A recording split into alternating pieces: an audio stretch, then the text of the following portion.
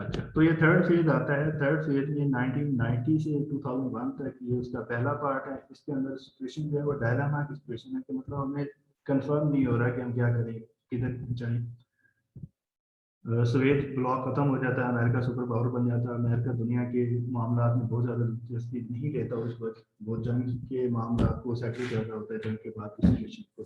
तो एक power vacuum create हो जाता है। पाकिस्तान जो है वो न्यूक्लियर पे उसका मेन फोकस होता है। पाकिस्तान की अपनी जो इंटरनल पॉलिटिक्स है वो बहुत ज़्यादा पोलराइज हो जाती है, 2 साल बाद हुकूमतें चेंज हो रही होती हैं।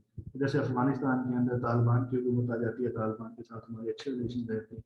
तो ये वाली जो 1990 से 2001 तक की सिचुएशन है, ये डायलेमा की सिचुएशन है। इसके अंदर मामला कोई क्लियर नहीं होते कि हमने किस साइड पे जाना है, ना ही इंटरनेशनल लेवल पे जो पॉलिटिक्स है वो बहुत ज़्यादा एक्टिव होती है।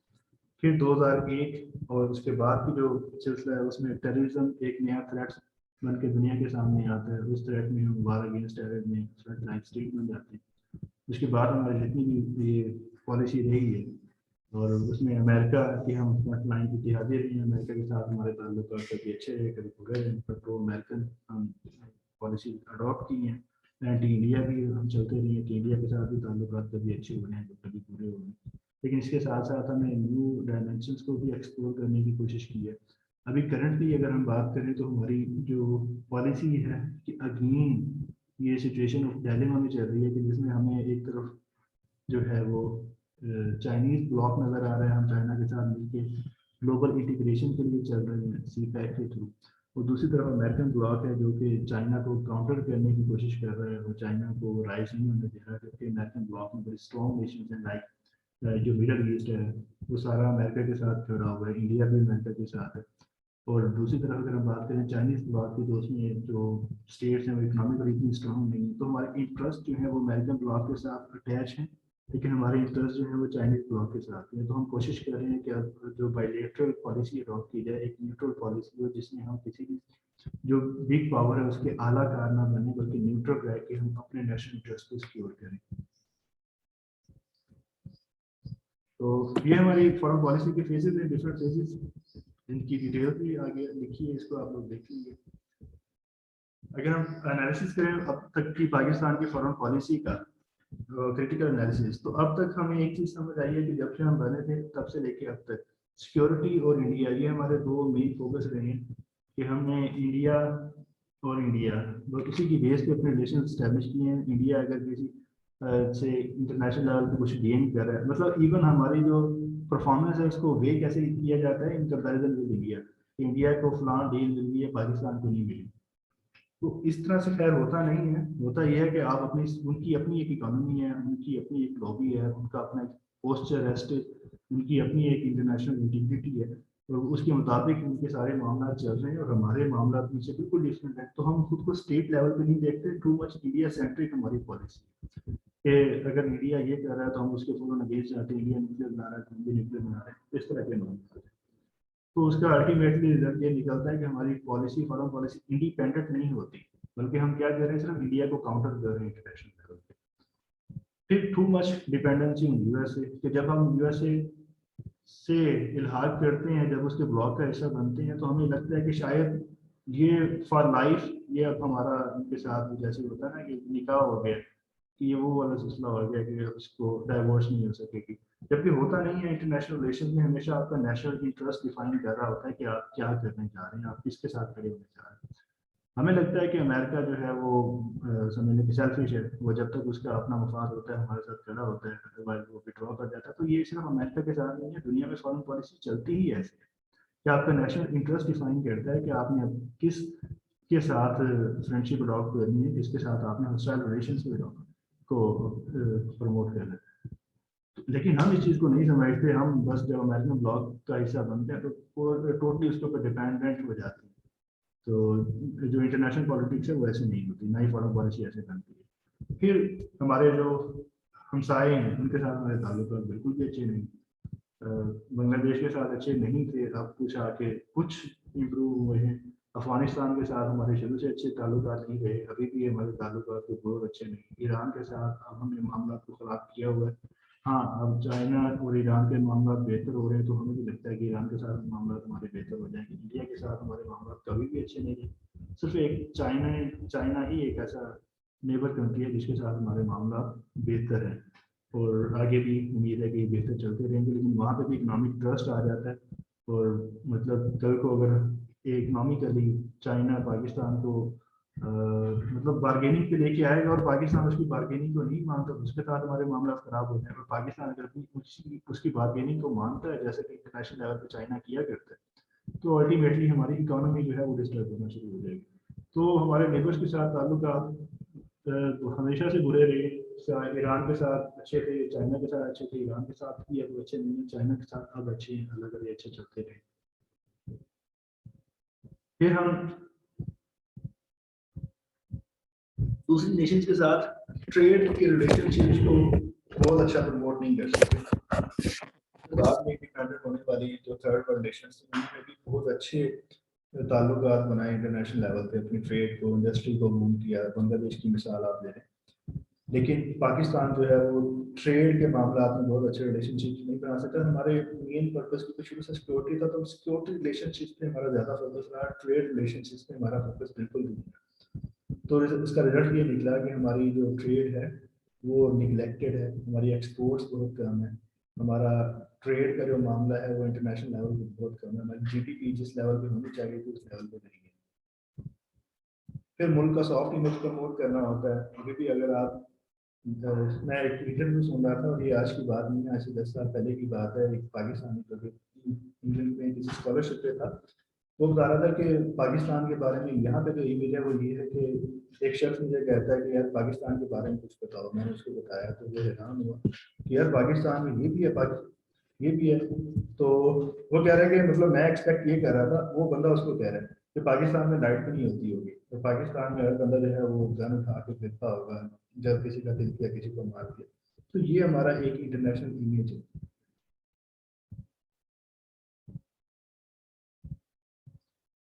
अगर हमें यूएस या चाइना में से किसी को चूज करना पड़े तो हमें दोनों में से किसी को भी चूज नहीं करना चाहिए।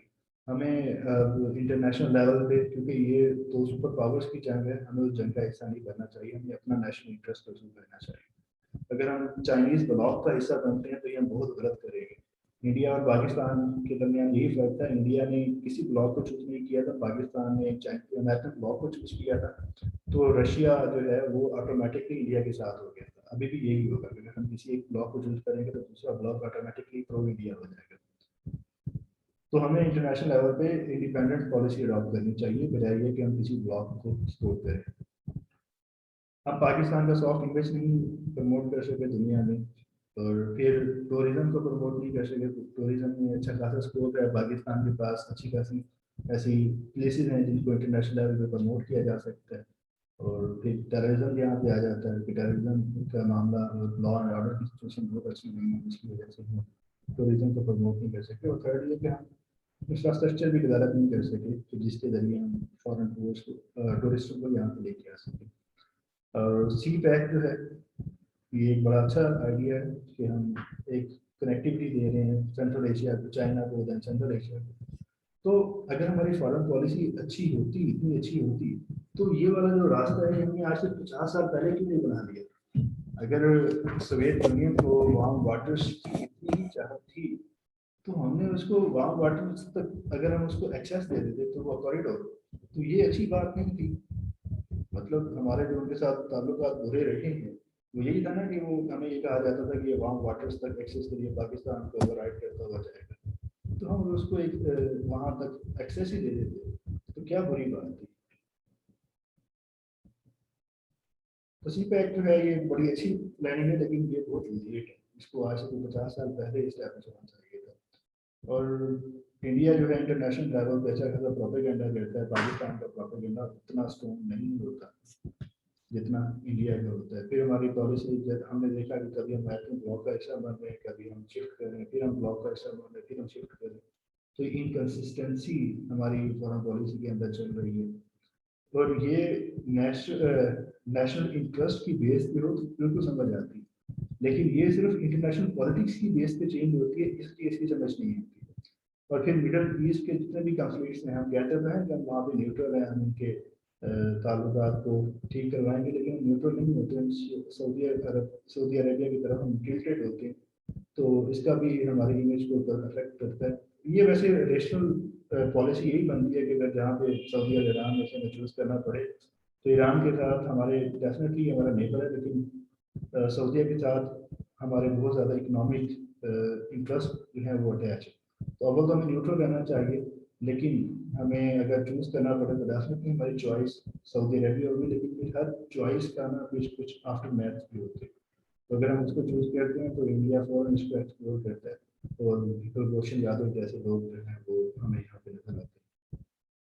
और हमने अफ्रीकन स्टेट्स को बिल्कुल निगलेक्ट किया हुआ है। अफ्रीका भी एक बहुत बड़ी मार्केट है, और वो इकनॉमिकली अंडर डेवलप्ड मार्केट है, तो उसको इंडस्ट्री भी वहाँ पे नहीं है। अगर हम उसको एक्सप्लोर करें तो एक अच्छी खासी मार्केट हमें मिल सकती है।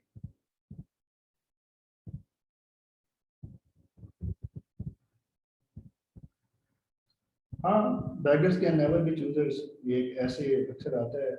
तो उसमें यही आपसे कहा जा रहा होता है कि आप अगर बैगर है तो आप चूज तो नहीं करेंगे।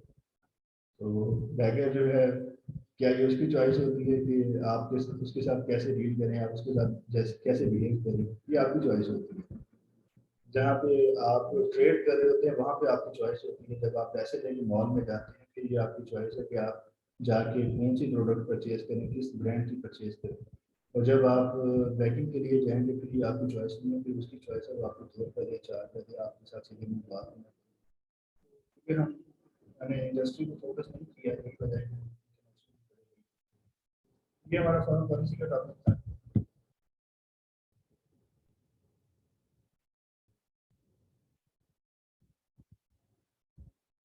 अब हम आते हैं इसके बाद, कोई क्वेश्चन है तो पूछें बेटा।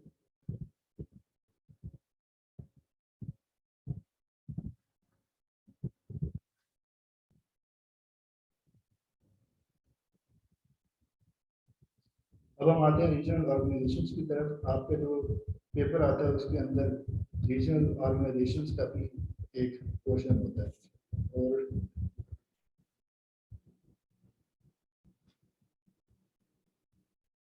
इसके ऊपर मोस्टली क्वेश्चन यही आता है कि जो ऑर्गेनाइजेशन है उसके ऊपर नोट लिखिए।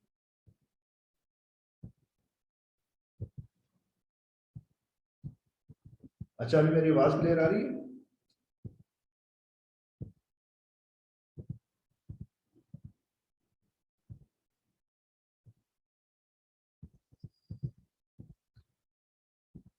ये बताएं, मेरी आवाज क्लियर आ रही है?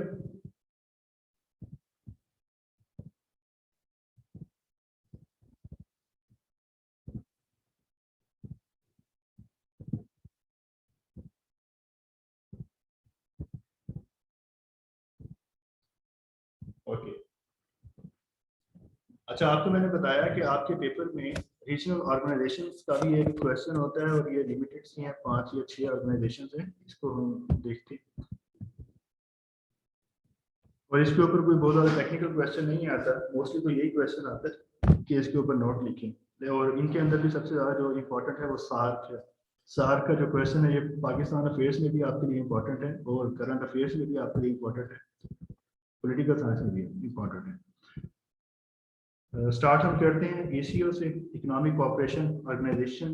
ये जो है ये 1985 में बनाई गई थी तेहरान में। इससे पहले एक ऑर्गेनाइजेशन बनाई थी आरसीडी के नाम से, रीजनल कोऑपरेशन फॉर डेवलपमेंट। तो वो पाकिस्तान, ईरान और तुर्की के दरमियान थी। ये ऑर्गेनाइजेशन जो है ये बनाई तो थी, लेकिन बाद में ये डिसफंक्शनल हो गई थी। ईरान में जब इंकलाब आया तो उसके बारे में तमाम अपने इंटरनेशनल माहे खत्म किए, तो उसमें आरसीबी भी खत्म हो गई थी। फिर दोबारा हमने फार्मुलेट की इन 1985 में। तो इसके 3 मेंबर्स थे, लेकिन 1992 में इसको मजीद सेंट्रल एशियन रिपब्लिक्स थी, उन्होंने इसको ज्वाइन किया, जो कि 7 थी, 7 वो और 3 पहले के। अब टोटल 10 मेंबर्स हैं इसमें। अगर इसके ऑब्जेक्टिव्स की बात करें, तो इसमें एक तो इसका ऑब्जेक्टिव था, जब हमने बनाया था इसको, तो इसका ऑब्जेक्टिव था सिंगल मार्केट। जैसे कि यूरोपीय यूनियन के अंदर है, यूरोपीय यूनियन में एक ही मार्केट है। सिंगल मार्केट का कंसेप्ट ये होता है कि आप अगर पाकिस्तान से ईरान में कोई चाह के चीज़ सेल करना चाहें तो आप सेल करें, आपको दरमियान में वीज़ा का कोई इशू ना हो। जैसे एक मार्केट में आप जब सेल कर रहे होते हैं तो पाकिस्तान ईरान की अगर एक ही मार्केट है तो आप चाहे चीज़ पाकिस्तान में सेल करें चाहे ईरान में जाके सेल करें, जैसे कि यूरोप के अंदर है। तो हम उसको इसको उस पैटर्न पे इसको शेप करना चाह रहे थे, सिंगल मार्केट हमारा एक ऑब्जेक्टिव था इसको बनाने का। फिर ये कि इसके ज़रिए हम डेवलपमेंट भी करेंगे, जब आपस में कॉपरेशन होगा, ट्रेड होगी तो क्या होगा, ट्रेड से लोगों को डेवलपमेंट का मौका मिलेगा, इन्वेस्टमेंट आएगी, एक दूसरे के अंदर इन्वेस्टमेंट की जाएगी, देन जो प्रमोशन ऑफ ट्रेड हो जाएगा, और जब ये सारी चीज़ें होंगी तो इकोनॉमी भी ग्रो करेगी तमाम ममालिक की। तो इकोनॉमिक डेवलपमेंट जो है वो हमारा फोकस था, और ट्रेड बैरियर्स का खात्मा। अब ये बैरियर्स क्या होती हैं, ये तो ट्रेड के अंदर क्या बैरियर्स हो सकते हैं। जब आपको बताया कि आप पाकिस्तान से कोई चीज़ ईरान में जाके सेल करना चाहेंगे तो आपको उसके लिए वीज़ा भी चाहिए होगा, आपका पासपोर्ट भी साथ जाएगा। फिर आपको जब वहाँ पे जाएंगे चीज़ लेके तो आपको ड्यूटीज पे करना पड़ेगी। ड्यूटी ये भी एक तरह का टैक्स होता है। जब आप इंटरनेशनली कोई चीज़ कहीं पे सेल करते हैं तो आप उस मुल्क के लिए वो टैक्स आप किसी चार्ज करते हैं। तो रिमूवल ऑफ ट्रेड बैरियर्स क्या है कि आप इन बैरियर्स को खत्म करें। ये बैरियर कैसे खत्म होंगे, आप ये डिक्लेयर कर दें कि आपको ऑन अराइवल वीज़ा दे दिया जाएगा, आपको पहले वीज़ा लगवाने की जरूरत नहीं है। जो ये टैक्स है, मतलब वो जो ड्यूटी पे करनी है उसकी वैल्यू कम कर दी जाए, अगर 10% है उसको 5% कर दिया जाए, तो आहिस्ता आहिस्ता उसको खत्म कर दिया जाए। तो रिमूवल ऑफ ट्रेड बैरियर्स ये भी इसका एक ऑब्जेक्टिव था। फिर ट्रांसपोर्ट एंड कम्युनिकेशन इंफ्रास्ट्रक्चर कि आपस में हम रोड नेटवर्क के जरिए सबको कनेक्ट करेंगे, रेलवे के जरिए भी कनेक्टिविटी होगी। अभी रेलवे के ऊपर काम चल रहा है पाकिस्तान और तुर्की के दरमियान, ईरान के थ्रू रेलवे, तो इस प्रोजेक्ट पे अभी काम चल रहा है। आरसीडी हाईवे बलूचिस्तान के अंदर है जो पाकिस्तान को कनेक्ट करती है ईरान से, ईरान को कनेक्ट करती है तुर्की के साथ। तो ये कनेक्टिविटी भी इसका समझने के एक पर्पस था, लेकिन ये कनेक्टिविटी बाद में नहीं हो सकी। अब दोबारा से इसके ऊपर काम चल रहा है। और अगर हम वो सी पैक के जरिए कनेक्ट करते हैं, उसी को आरसीडी को सी पैक के जरिए कनेक्ट करते हैं, या एक और जो रूट है सेंट्रल एशियन रिपब्लिक्स में ले जाते हैं, तो वो भी इसका समझने के हिस्सा बन जाएगा। फिर इसमें यह था कि जो एग्रीकल्चरल एरिया है उसमें एक दूसरे के साथ कोऑपरेट किया जाएगा, और इंडस्ट्री में भी कोऑपरेट किया जाएगा कि जो एग्रीकल्चर है उसको प्रोडक्शन में ज़्यादा किया जाए, और एक दूसरे को हेल्प किया जाए टेक्नोलॉजी के जरिए इंडस्ट्री इस्टेब्लिश करने के लिए। फिर ये तो सारे वो मामला थे जहाँ पे ट्रेड के मामला, डेवलपमेंट के मामला। तो जब आप कनेक्टिविटी आपकी होगी और आपके नेबर कंट्रीज में पाकिस्तान ईरान का नेबर है, ईरान तुर्की का नेबर है, तो फिर आपको कुछ इशू भी फेस करना पड़ते हैं, लाइक स्मगलिंग और इस तरह के मामला। तो इसमें यह तय किया गया कि स्मगलिंग को रोका जाएगा, ड्रग्स को कंट्रोल किया जाएगा। ये नहीं है कि पाकिस्तान से ईरान में, ईरान से पाकिस्तान में ड्रग्स सेल होती है। और एक दूसरे को, क्योंकि अगर इन्वायरमेंट इंडिया के अंदर जब फसलों को आग लगाई जाती है, किसान फसलों को आग लगाते हैं, तो पाकिस्तान में भी स्मोक हमें फेस करना पड़ती है।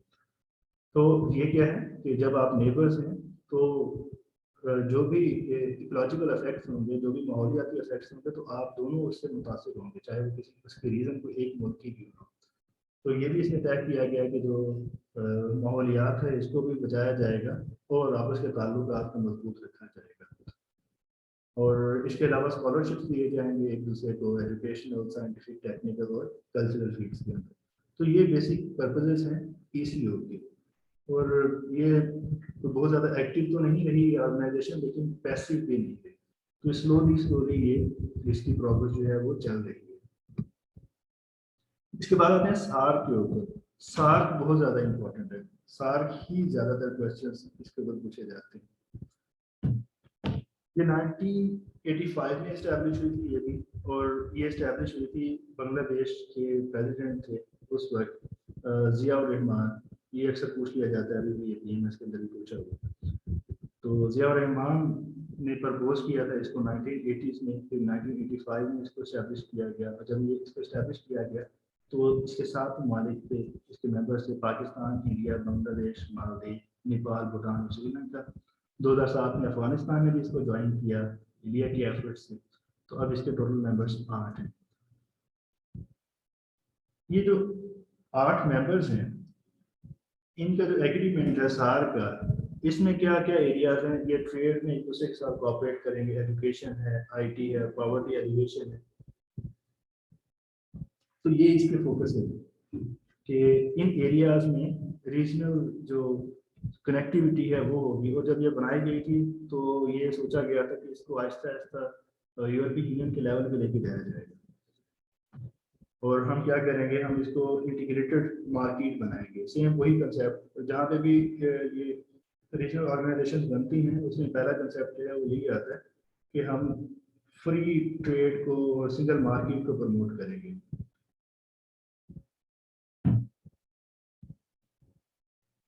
पाकिस्तान और जो बाकी ममालिक हैं, इन्होंने मिलकर साफ्टा एक पहले एक एग्रीमेंट किया था साफ्टा के नाम से, south Asian preferential treaty agreement, trade agreement. ये 1993 में हुआ था, 1993 में, और फिर 1995 में इसको आई गेस अप्रूव किया गया था, सॉरी 1997 में इसको अप्रूव किया गया था। अब ये क्या था, ये इन्होंने आपस में एग्रीमेंट किया कि हमने भी यूरोपीय यूनियन की तरह क्या करना है कि सिंगल मार्केट क्रिएट करनी है। लेकिन सिंगल मार्केट एक बहुत दूर की बात थी। पहले उन्होंने कहा कि हम क्या करेंगे, प्रेफरेंशियल ट्रेड एग्रीमेंट इन्होंने किया। उसका मकसद ये था कि देखिए इंटरनेशनल लेवल पे जब चीज़ें सेल होती हैं, अब एक चीज़ पाकिस्तान में तैयार हो रही है, इंडिया में तैयार हो रही है, इंडिया से जब वो पाकिस्तान आएगी तो पाकिस्तान उससे ड्यूटी चार्ज करेगा। लेट्स से कि पाकिस्तान ने उससे 10% ड्यूटी चार्ज की है, तो पाकिस्तान में अगर इंडिया में सेम मटेरियल के साथ वो चीज़ तैयार हो रही है, तो पाकिस्तान में अगर वो 50 रुपए की हुई है तो इंडिया में 50 रुपए की तैयार हो। लेकिन ये है कि इंडिया से जब यहाँ आएगी तो ट्रांसपोर्ट के एक्सपेंसेस उनको बढ़ जाएंगे। इसके साथ साथ पाकिस्तान ने उसे ड्यूटी भी चार्ज की है, तो वो 50 की नहीं मिलेगी, वो 70 रुपए की मिलेगी। तो ये डिफरेंस क्रिएट हो जाता है कि जो कस्टमर है वो क्या करेगा, वो उसको परचेज नहीं करेगा, वो पाकिस्तान की बनाई हुई चीज़ को परचेज कर लेगा। तो अब इंडिया को अगर हमने एक्सेस देनी है, फिर हमें क्या करना होगा, हमें ड्यूटी खत्म करना होगी। जब ड्यूटी खत्म हो जाएगी तो वो रेट पे बहुत ज़्यादा इफेक्ट नहीं पड़ेगा उसके, मतलब वो रेट पाकिस्तान के रेट से मिलता जुलता होगा। कुछ रॉयल्टीज इंडिया खुद उसको दे देगा उस इंडस्ट्री को, तो वो कंपैरेटिव रेट पे यहाँ पे सेल होगी। इसको कहा जाता है प्रेफरेंशियल ट्रेड। कि हमने क्या किया, हमने इनके साथ ये तमाम ममालिक ने आपस में मुआहदा किया कि हम एक दूसरे की ट्रेड जो ये चीज़ें हैं उसको हम प्रेफरेंस देंगे, बजाय इसके कि अगर हमें लेट्स से कि हमें अगर कोई भी एक चीज़ परचेज करनी पड़ रही है, लाइक हम टेलीविजन को इंपोर्ट कर रहे हैं, तो हमारे पास एक ऑप्शन जापान का है, दूसरा इंडिया का है, तो हम प्रेफरेंस देंगे इंडिया को क्योंकि ये सेप्टा का मेंबर है। तो एक तो ये, सेकंड ये कि इनको ये भी तय किया गया कि हम जो ये ट्रेड बैरियर्स हैं उसको कम करेंगे।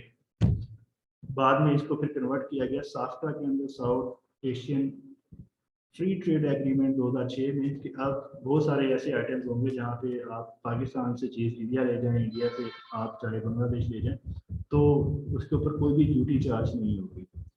इसको कहा जाता है फ्री ट्रेड। तो फ्री ट्रेड एग्रीमेंट 2006 में हुआ, लेकिन इसके ऊपर कोई बहुत ज़्यादा समझने की इम्प्लीमेंटेशन नहीं हुई। फिर एक सार्क यूनिवर्सिटी बनाई गई, इंडिया के अंदर है वो, 2007 में इस्टेब्लिश की गई थी, और उसकी डिग्री पूरे रीजन के अंदर एक्सेप्टेबल है। और सार्क डेवलपमेंट फंड इस्टेब्लिश किया था तो 2005 के अंदर, और सार्क की अपनी एक सैटेलाइट लॉन्च की है इंडिया ने 2017 में। लेकिन सार्क के इश्यूज बहुत सारे हैं जिसकी वजह से सार्क जैसे परफॉर्म कर सकता था उस वे में इसने परफॉर्म नहीं किया। एक तो यह कि म्यूचुअल रिलेशनशिप्स जो है वो बहुत ख़राब है। वो इंडिया के पाकिस्तान के हमेशा ख़राब रहे हैं, पाकिस्तान के बांग्लादेश के साथ ख़राब रहे हैं, इंडिया के तकरीबन सबके साथ ही ख़राब रहे हैं। तो ये एक बड़ा इशू था इसमें। फिर ये जो इनके आपस के इश्यूज हैं उनको रिजॉल्व करने का कोई मैकेनिज्म भी नहीं है, यहाँ पे डिस्प्यूट रेजोल्यूशन का कोई मैकेनिज्म भी नहीं है।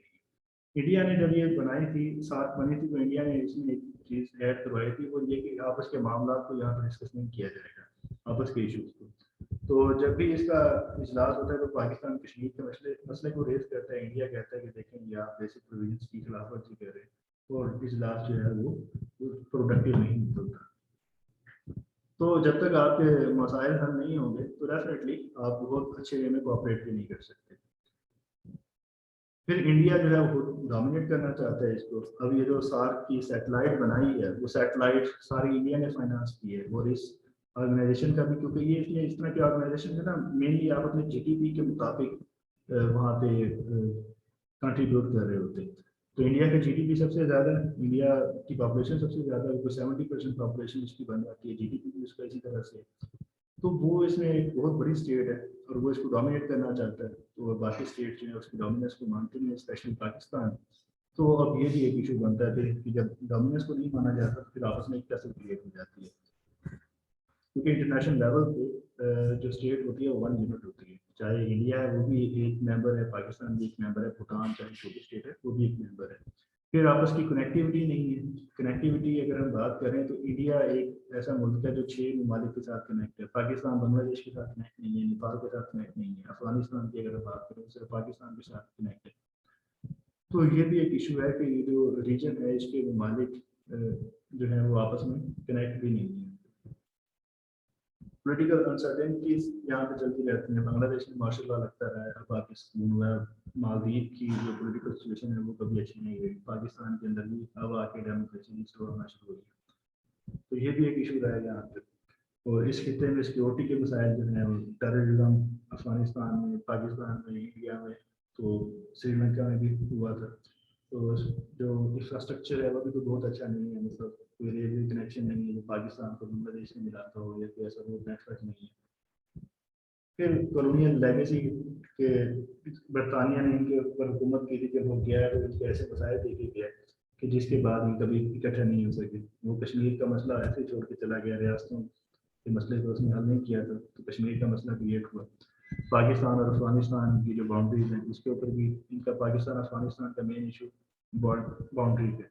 सेटेलाइट जो होते हैं ये आर्टिफिशियल समझने के सियारे होते हैं जो हमें इंफॉर्मेशन प्रोवाइड करते हैं।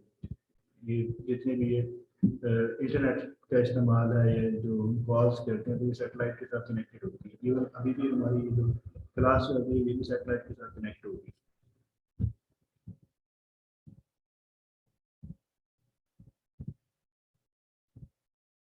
अब मुझे बताएं जो हमने अभी इसमें पढ़ा है यहाँ पे कोई क्वेश्चन है, स्पाई जासूसी को कहते हैं।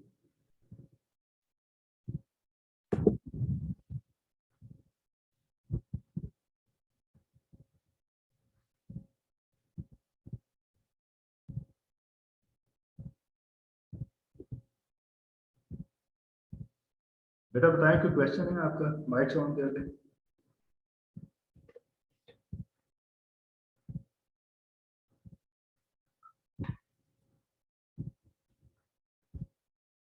ओके चलें, अब आपको ब्रेक दे रहा हूँ नमाज के लिए।